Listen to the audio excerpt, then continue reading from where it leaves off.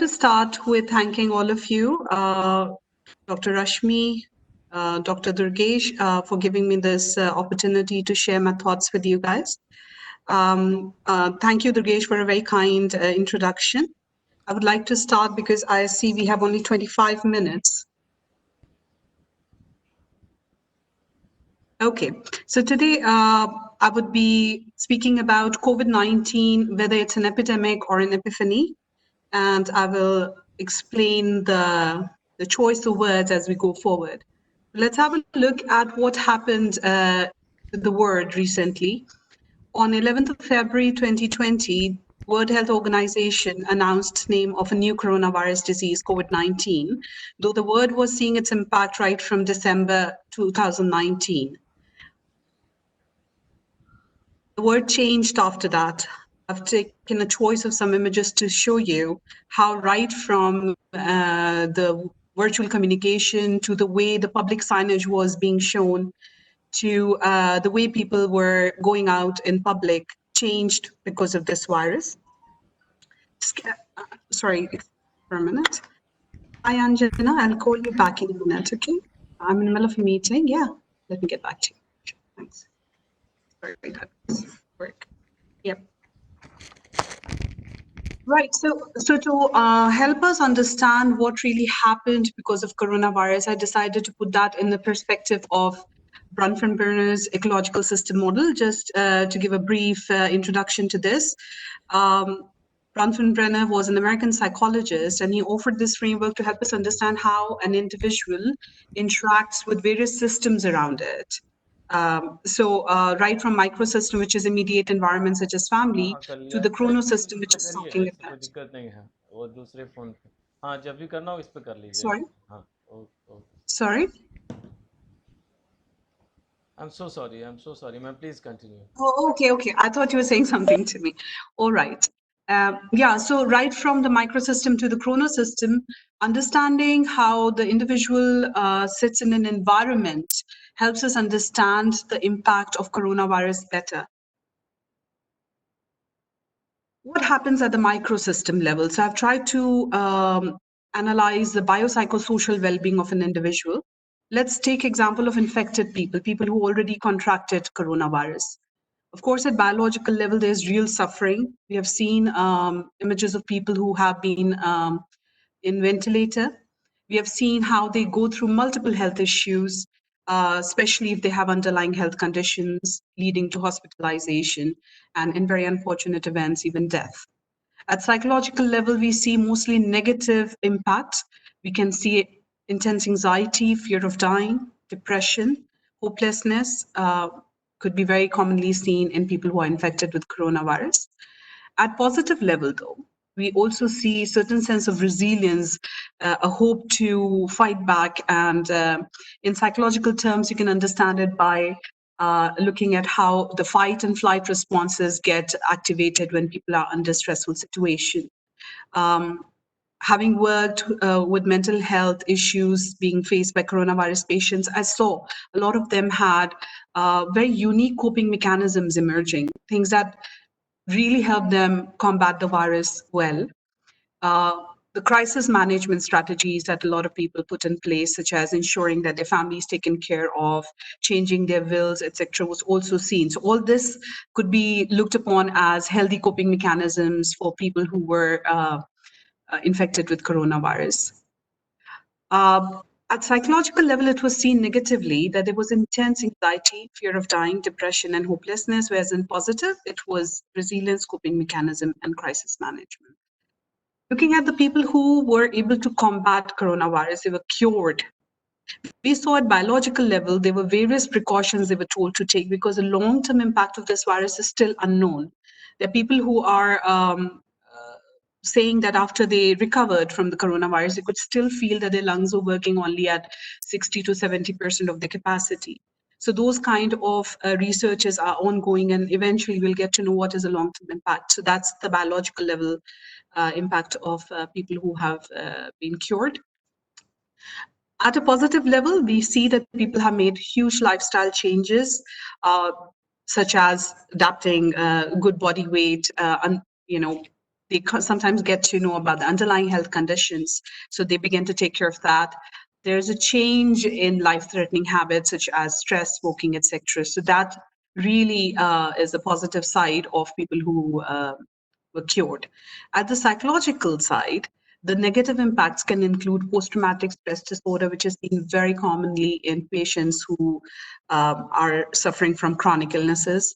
Geriatric care examples also show that there is a phobic anxiety disorder called thanatophobia, which is seen commonly in people who have survived cancer or other life-threatening diseases. So similar kind of situation is being seen with patients who recovered from coronavirus. We also see a lot of somatic symptoms disorder. Even though they have recovered, they still are showing symptoms of extreme anxiety. They are sometimes showing somatic symptoms such as body ache, nausea, migraines. So, though there is no underlying health factor which one can identify because multiple tests are being conducted, but still the patients are showing the psychosomatic symptoms that could be looked upon as a negative impact. The positive impact of coronavirus at the psychological level has been a sense of empowerment, a sense of self-awareness, increased resilience and coping mechanisms, and basically feeling a bit more confident about the future because they think that they have combated something really, really serious, and that instills their faith in the future. People have also been reported refocusing on life's more important aspects. We have ongoing research on this aspect of coronavirus, but because the research is still under process, I'm not allowed to share the results. So anecdotally, recovered from coronavirus have been showing symptoms similar to post-traumatic stress disorder and phobic anxiety disorder, wherein around 20% of the patients show the positive impact where they're feeling more confident and refocusing their life on more important aspects. All right. What about people who are at high risk? When I say high risk, I would like to touch upon what some of the speakers were saying yesterday, especially Dr. Tusharika's reference to ageism. So people who are above 60 are considered at high risk. People with underlying health condition are considered high risk. Pregnant women are considered high risk. People with mental illnesses are also considered at high risk because it's difficult for them to understand the concept of social distancing and enhanced hygiene. So looking at this particular population, we would say that, of course, they have to live with various precautions at the biological level, which can itself has a psychological impact on them, such as they might not be allowed to go out for walks. They might be not allowed to practice certain things that they were practicing in the past, such as socializing with their friends, post-retirement, etc. At psychological level, research has shown that novel exotic threats, and we have seen this with Ebola and MERS and similar kind of exotic illnesses, this basically raises the anxiety level higher than the more familiar illnesses that we might have. Now, one of my colleagues, who's a virologist, says that more people die every year because of common flu than they have currently died from coronavirus. And I'm not saying that coronavirus is any less a threat, but what I'm saying is our reactions are a bit more heightened to new illnesses. And psychological researchers tell us that this reaction could be mainly because of what happens in our amygdala. The research is suggesting that amygdala has a role in detecting novelty as well as processing fear. In fact, in one recent study done by Dr. Baldeston in University of Wisconsin, he found that when the participants were shown unfamiliar flowers right after seeing pictures of snakes, they responded negatively with fear and anxiety towards the pictures of those flowers. So that's what perhaps is happening with the situation where people who are at a high risk, even though they haven't contracted the virus per se, but they are showing a range of negative psychological symptoms as is being seen with people who have contracted coronavirus or have been cured from coronavirus. So that's perhaps because of our that's what our understanding of psychological health tells us. What about the general population? People in general, all over the world, have a perceived threat or perceived risk factor towards coronavirus. Now, studies show that even though there might be a lower percentage of perceived threat, but the very fact that this is something new, that this is something they have never come in contact before, increases the experienced danger or experienced threat towards the virus. Okay, so perceived threat is an individual cognitive assessment of the likelihood a danger will affect them and how bad it would be if it does. So the fear factor, as it is called in common language. Perception of threat, accurate or not, are key to predicting adaptive health responses, also known as AHRs, responses that basically help protect the self from danger. Now, this is a good thing actually, because these health responses kind of keep us safe. But what happens when they are taken out of the context or when they are blown out of proportion? The same health responses become negative for us. So it's like constantly living in that fight and flight response where you are secreting higher levels of cortisols and other hormones, which actually put you at a high risk of other diseases, right? So despite some early debate, most evidence supports that claims that threat messages increase perceived threat and perceived threat increases the AHRs. And what happens when non-constructive and disruptive social and personal behaviors result as form of AHR? They increase our risk for mental illnesses. Like for instance, excessive hand washing or sanitizing during COVID-19 can eventually convert into a full-blown case of obsessive compulsive disorder, right? At the same time, there are people who are underreacting to the familiar threats. As I said earlier, there's a, like if I take the US data, almost 20% of population per year in US gets sick with influenza, common flu, right? And a lot of people die because of that. But yet people feel less urgency towards getting a vaccine for seasonal flu. In fact, only 46% people take vaccines for seasonal flu. Right. So this kind of tells us that as time passes, people kind of get used to that level of threat and it helps them cope up with the stresses better. I'm not saying not getting vaccines for the is a good thing, but at least that sense of urgency that people are feeling right now could be reduced eventually, as we can foresee, as they get more and more familiar with this new COVID-19 virus. Okay. I've just taken some data from UAE. This was a research done by YouGov. And it shows that how in the UAE, if you could see that around April, the anxiety was high and then began to drop down as we entered May and almost entering like in the middle of June now. So you can see that the fear of catching the virus that people had and which resulted in higher anxiety is reducing as the time passes. It kind of proves that people are getting more familiar with the virus and therefore getting less impacted by it. Similarly, if you see the behavior changes that happens when we get more familiar with how to cope up with the virus, how to keep ourselves safe, could be seen by looking at the percentages of people wearing a mask when they're in public places. You can see that in March, early March, only 40% of population was wearing mask in public places because there was a lot of controversy whether it's useful or not. But if you look at late May numbers, almost 80% of the population is complying with wearing masks in the public places. Another reason behind this is also higher governmental push where government is making it almost compulsory to wear masks in public places. Right. Moving on. Meso and exosystem. So going back to the theory, the systems theory that we started with, if we were to look at what happens outside this familial environment, outside this known environment to people, so at larger level, meso and exosystem level, people are being impacted by the system. There are laborers who are walking miles in excruciating conditions, and unfortunately, some of them have even lost their lives. And yesterday, I think Dr. Upadhyay and Dr. Panchgopal both talked about this. Now, there's an increased rate of suicide and homicide. Again, we don't have exact data right now, but definitely the World Health Organization as well as the local agencies working here in the UAE have reported high cases of suicidal ideations, suicidal tendencies.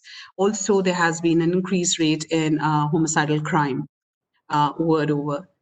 There's increased rate in domestic violence. Now, what happened during the coronavirus was a lot of families were forced to stay in house, which is great for families who are well balanced and well adjusted. But what happens to the broken families? In broken families, people cope up with the situation in their life by actually maintaining that social distance, by staying out of that context as much as possible, both women and children, and in very few cases, older people, because they don't want to go through those, experiences. But because of coronavirus, they were forced to stay closed inside the house, thereby increasing their risk of exposure to violence multiple times. And we can actually look at the data from various social work foundations saying that there has been a definite increase in the domestic violence cases. Now, let me contextualize it to the UAE. If you look at the UAE, there are only 37,000, 38,000 cases right now, but we also have to bear in mind that UAE is a much smaller population than the rest of the world. What happens because of that?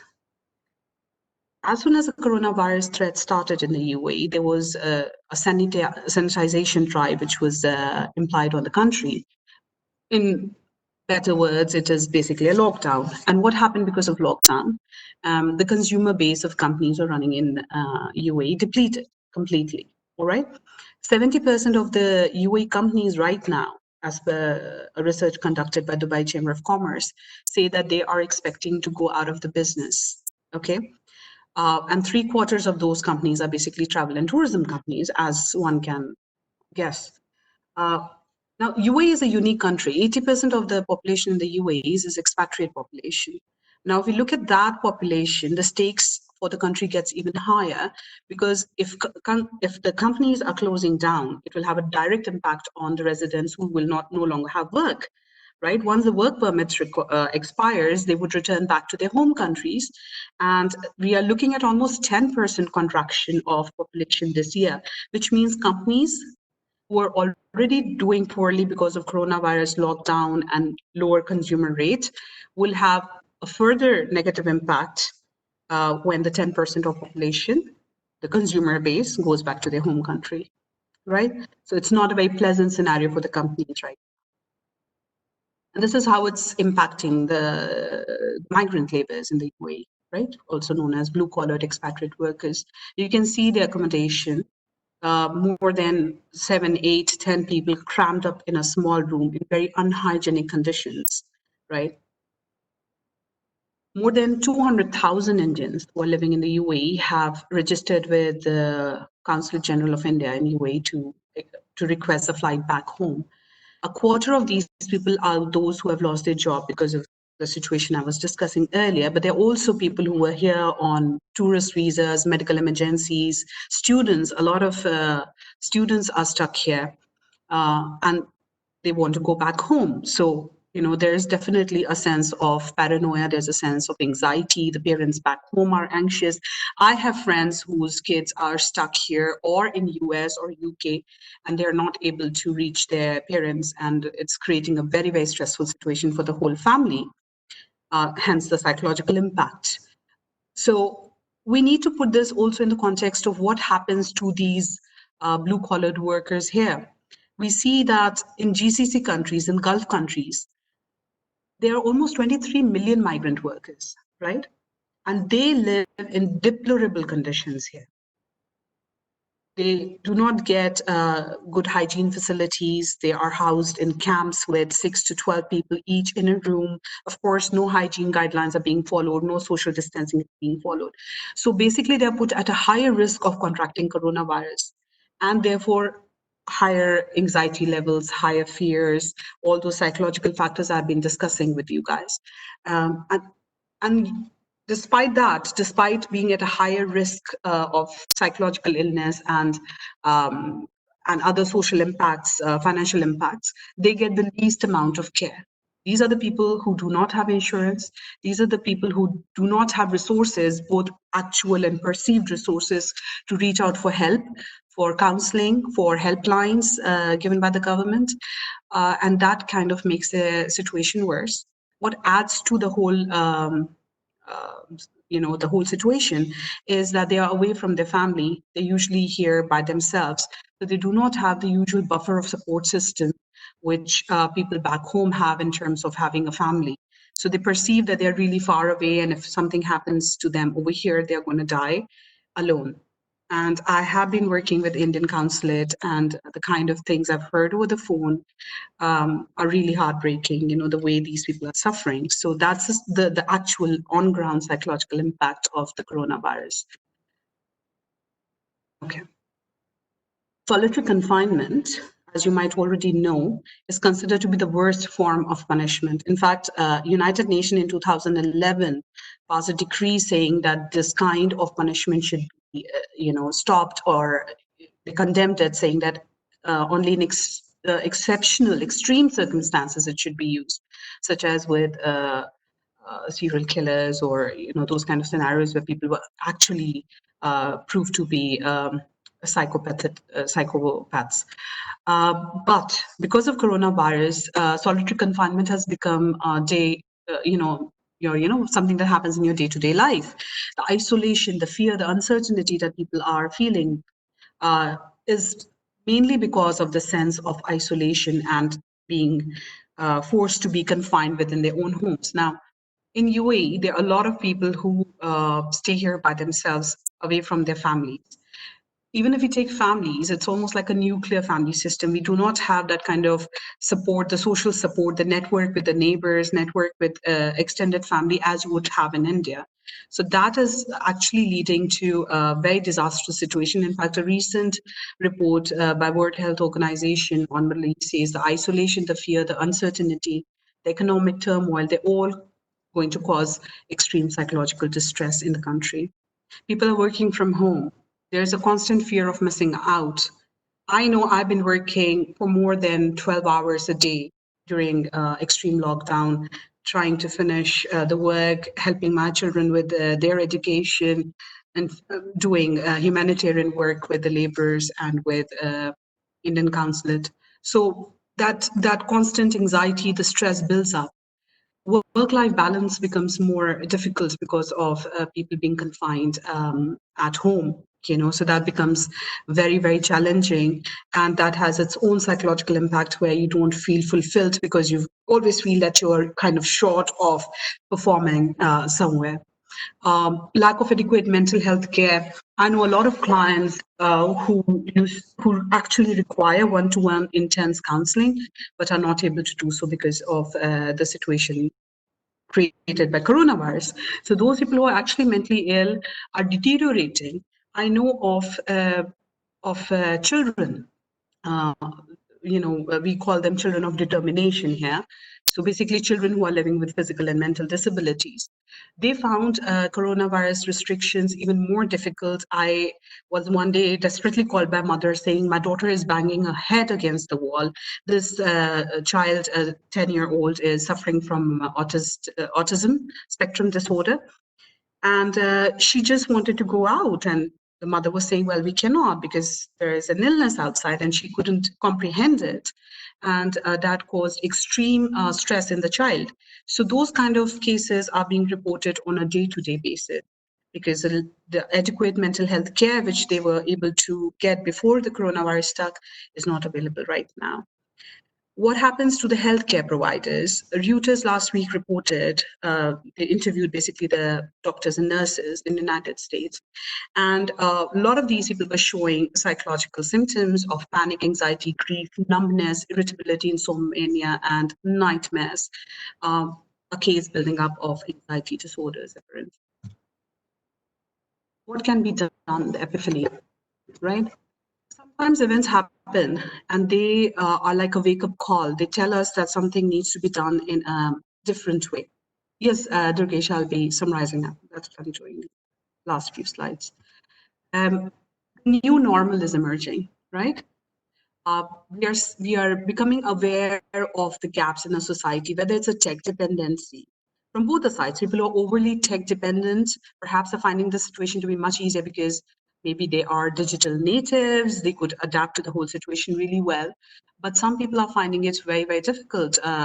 Tech dependency is being reported to leading migraines, low blood pressure, high blood pressure, changes in metabolic levels. So that kind of research is pending. It is a wake-up call to say, well, this is a new normal. So let's get our hands together, heads together, and start researching on the impact.